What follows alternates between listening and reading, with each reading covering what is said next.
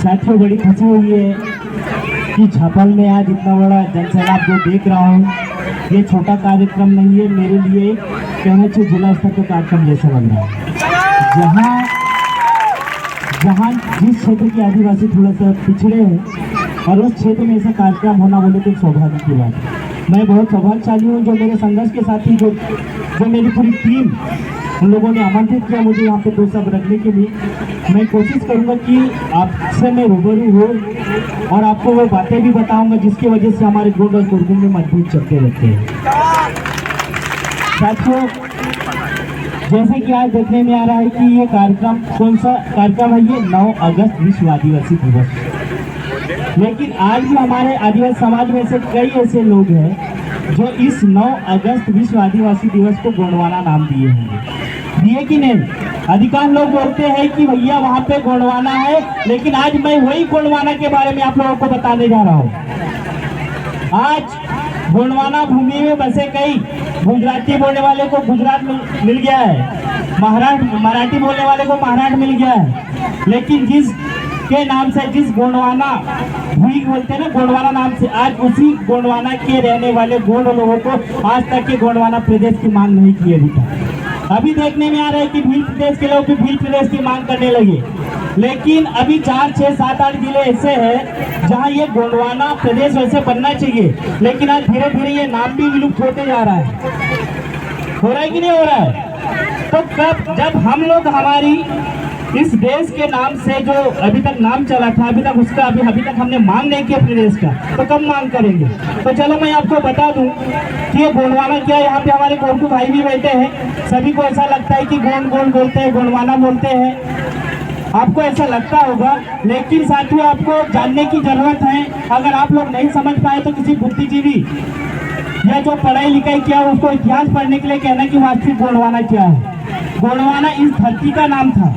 अभी वर्तमान में इस देश को भारत बोलते हैं, बड़े गर्व के साथ बोलते हैं जय हिंद जय भारत, लेकिन जय गोंडवाना कौन बोलेगा, कब बोलेगा? भारत बोलते हैं, इंडिया बोलते हैं, सोने की चिड़िया बोलते थे एक समय। यहाँ पे गोंड राजाओं ने सोने की चिड़िया चलाए, मतलब सोने के सिक्के चलाए थे, इसलिए इस देश को सोने की चिड़िया भी कहा गया है। जो विदेशी लोग यहाँ के मूल निवासियों को जब गुलाम बनाने के लिए आए थे, गुलाम बनाए थे, उन्होंने यहाँ पे हमारे इंडिजीनियस जो आज जो 9 अगस्त है ना, इसको इंग्लिश में वर्ल्ड इंटरनेशनल इंडिजीनियस डे बोले तो अंतर्राष्ट्रीय विश्व आदिवासी दिवस। आदिवासी नहीं साथियों, इंडिजीनियस का मतलब होता है मूल निवासी। मूल निवासी में कौन कौन आते हैं?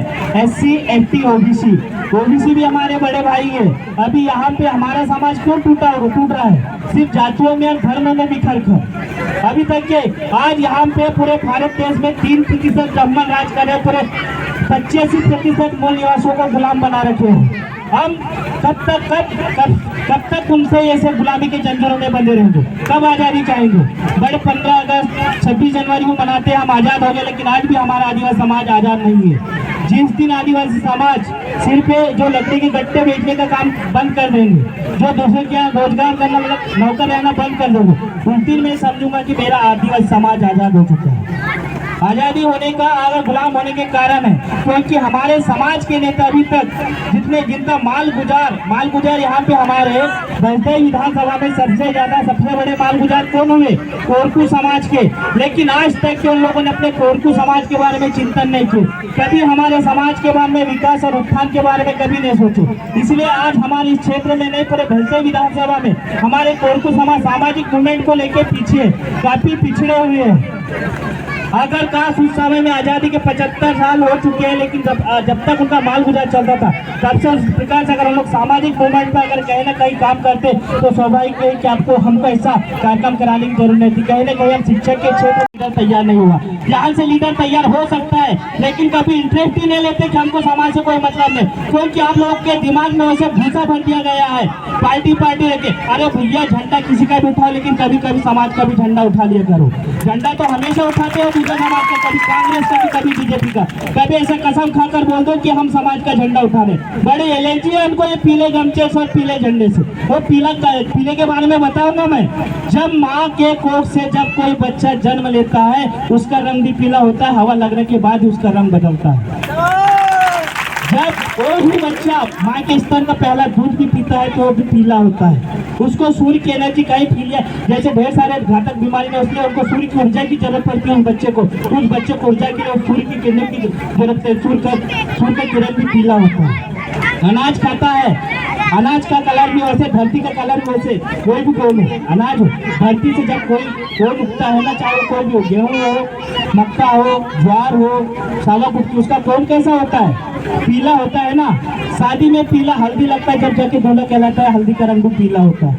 यानी जन्म से लेकर मृत्यु तक के पीला कर चुके, इसलिए अपने आदिवासियों का शुभ रंग क्या है? पीला है।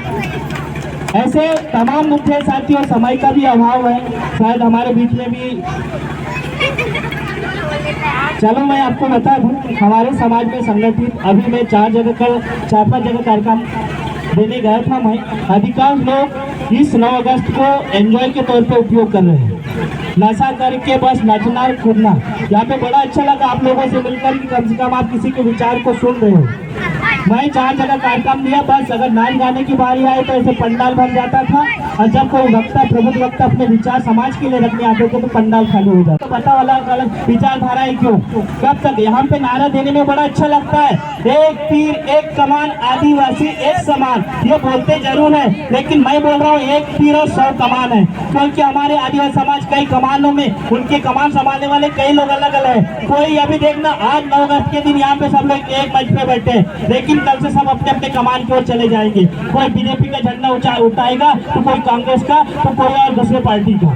बोलेगी कि भैया हम तो बीजेपी वाले, बोलेंगे हम तो कोई कांग्रेस वाले, लेकिन आज तक ऐसा कोई नहीं बोले कि हम भैया आदिवासी समाज के हैं, हम आदिवासी समाज की झंडा उठाएंगे, चाहे कुछ भी हो। अगर आदिवासी समाज पे ऐसा कोई अत्याचार होता है हम उसको जिंदा जला देंगे। ऐसा किसी की ताकत नहीं रहेगा, क्योंकि वहाँ पे दूसरे कमानों में चले जाएंगे।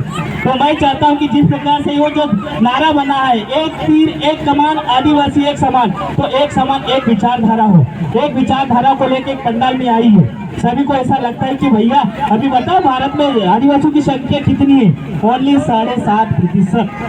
बताओ 92.5% लोगों से आप कैसा मुकाबला करोगे? यहाँ पे आदिवासियों को 705 जातियों में बांटे हैं। किसी को गोंड बनाए, किसी को कोरको बनाए, किसी को प्रधान बनाए, किसी को गायकी बनाए। आप सिर्फ 4 जातियों को जानते हैं। पढ़ने की जरूरत है 705 जातियों में। जो ओझा मोंगे की बात कर रहा हूँ वो भी आदिवासी समाज से आते हैं, उनको तो अलग ही भावना से देखते हो।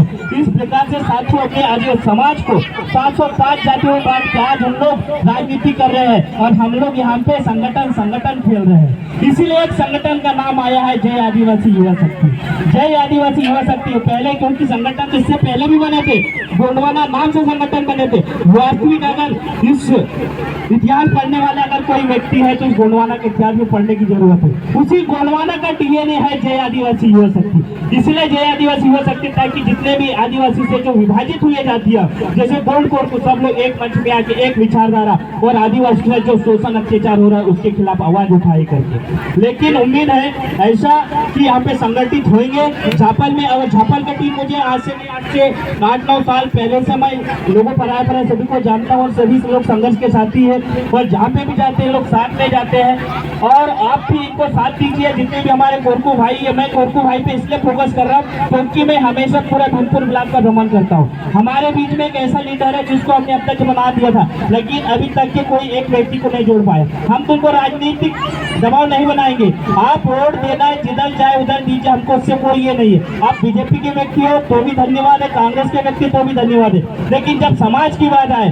तब आपको एकजुट ताकत अपनी दिखानी पड़ेगी। क्योंकि आंदोलन और धरना कौन से समाज प्रदर्शन करता है? जो समाज संगठित नहीं है, जो समाज में एकता नहीं है। आज तक के किसी ब्राह्मण समाज को देखा आंदोलन और धरना देते हुए? नहीं।